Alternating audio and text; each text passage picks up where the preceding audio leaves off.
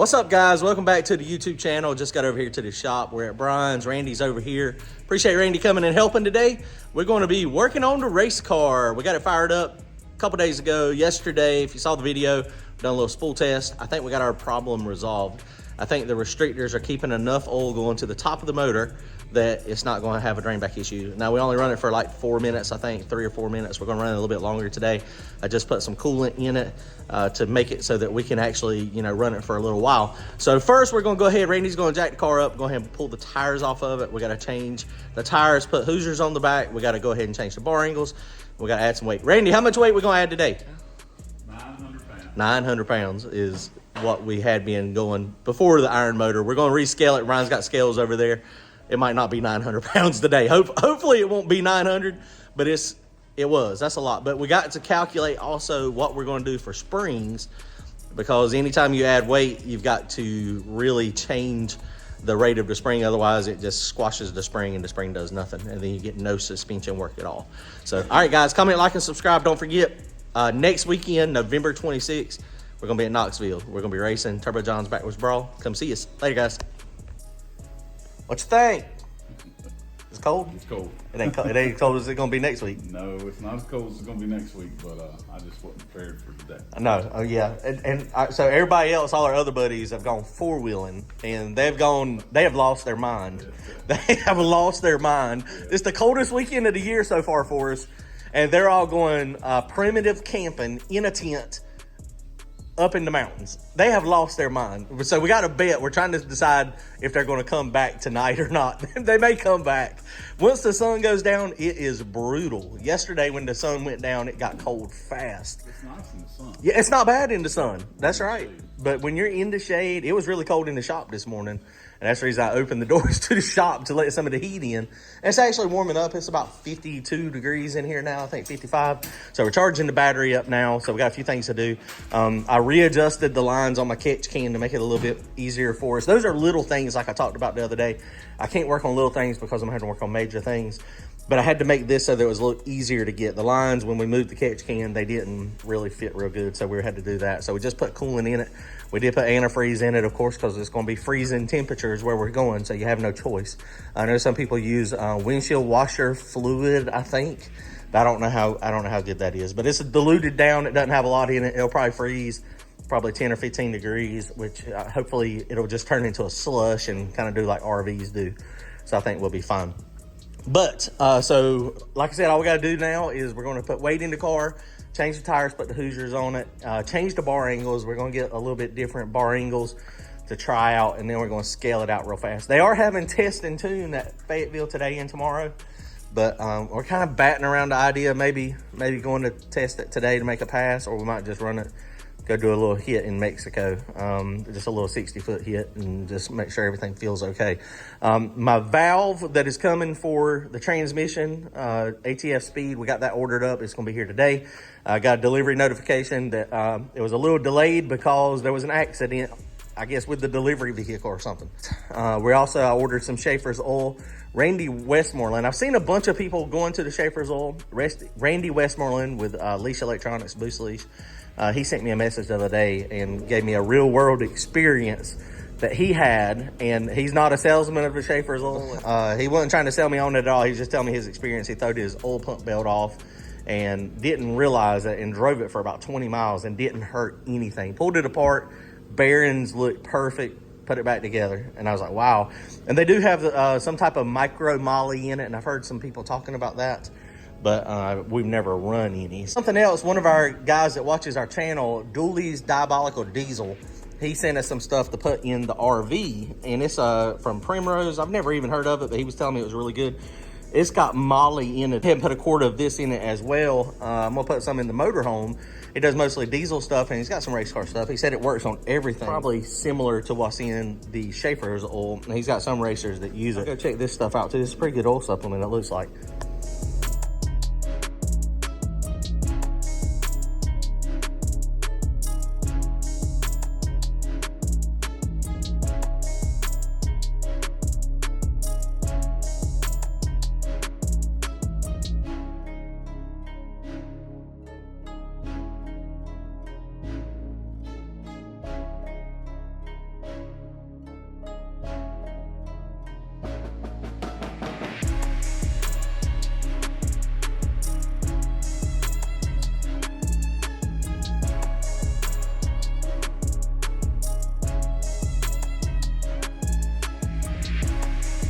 Oh boy, we're getting closer, guys.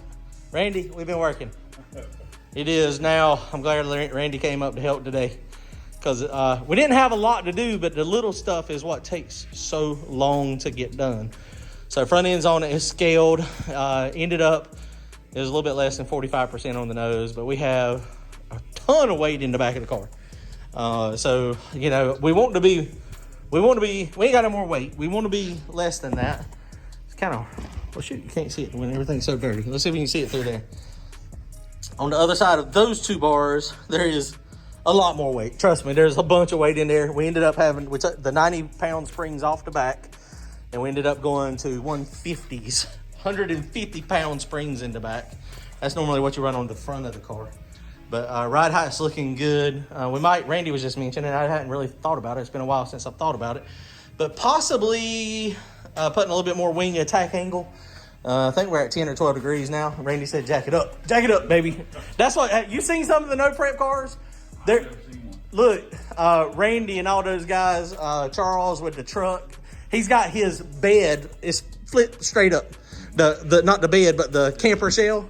The camper shell is now a wing. Yes, not kidding. The back glass. Yes, the back glass is up permanently. Bolt between the struts, yes. I wonder how much it's working. I mean, we don't know. I mean, you know, without going in it, it's got to work some. I mean, you get some drag, but I think we're at 10 degrees now. So, I mean, you know, that's kind of the maximum downforce you get with this wing before you start getting a lot of drag. So, that's good. The only thing left we got to do, we were going to try to make a hit on the road, but it's getting dark. Ain't got no headlights. So that's not going to happen. And that's probably better not to do it anyway, honestly. Just because if a state trooper or city cop or county cop rides by, you know, a sheriff comes by while we're out there raising heck, I mean, it puts him in a position that I don't want to put him in. So, you know, I don't want to be trying to hustle to get the car back or something. You know, you never can tell. It depends on what kind of mood they're in. But, so we're ready to go. So we're going to crank it up here in a second. We're going to do another little spool test and let it warm up. I do have, I've got antifreeze in it now, so we can let it run for a little while, get it up to temperature, and then we're going to load it in the box and we're going to Knoxville Dragway. It's also probably good we're not making a test pass because we don't want to break it. There's zero chance, no, I shouldn't say zero. It's less likely that we're going to break it getting from here to the trailer out there than anywhere else. And they were testing today at Fayetteville. They're testing tomorrow at Fayetteville, but I just don't know that we're going to. Just wait till Knoxville to blow the heads off of it. That's right. We're just going to wait till Knoxville, and then hopefully it works out good and we don't have any issues. Which they are testing Friday night at Knoxville, front of the track. We probably will need to participate in that since we don't have much data. We have no data. We have, you know what? We have zero data. Whole new motor, new torque curve, woo! That's a little sketchy. And I'm going to turn traction control off. Actually, I'm not turning traction control off completely. I'm just going to turn the rev limit function of traction control off. We're going to put a graph in there, because RPM graph on the drive shaft is the same regardless of what the power plane is. So we're going to put an RPM graph for the drive shaft that is, we've got some known good passes on back of the track, no prep. They're not super fast, but that's going to be our first round tune-up on Saturday down there. And we'll see how it goes. I mean, you know, just turning off the rev limiter function, it should be okay. It's just going to pull timing, and if timing don't get it under control, then you know, just be wheel speed. I'll just have to do it like my foot. You know, I honestly, you know, we won more races when I didn't have traction control. Well, we've got a different setup though. Yes, but you know what? And right now, here's the problem. Here is the problem. I'm just thinking about it right now. Traction control takes the driver out of it, and I'm relying on the equipment to do its thing. The problem is I don't have the equipment set up exactly like it needs to be. So. You just can't tell when it's white smoking. No, but I could pulling the whole time. Well, it ain't pulling as hard though, right. and I could feel it before I had traction control. I could feel it when it would hit the tire and ease up, and then I would let off the gas. And now I feel it hit the tire, and then I feel the traction control trying to control it, but it still don't ever really control it. I need to just turn that off. I might turn it off. I might just turn it off and just drive with my foot, just because I don't know. I mean, you know, traction control, it can help you, but it can hurt you. And I think it's been hurting me because I'm too stupid to realize what it's doing. All right, let's crank it up real fast. Crank it up, we'll do a trans brake test, and then we're gonna load it in the trailer.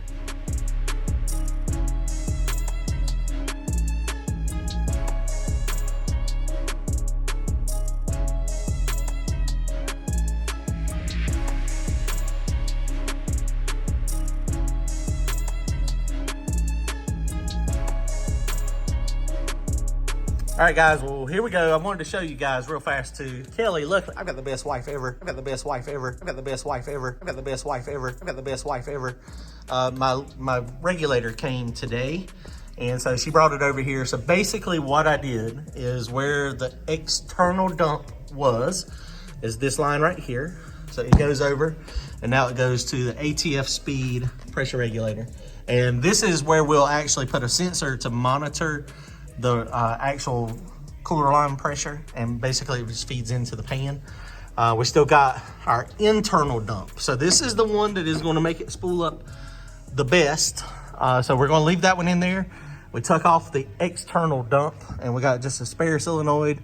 And you know, if we need to put it back on there, then I guess I could probably tee it right here, tee it here if I needed to, and then tee it from here to go back to the solenoid. But I don't think I'm gonna do that. This big motor shouldn't.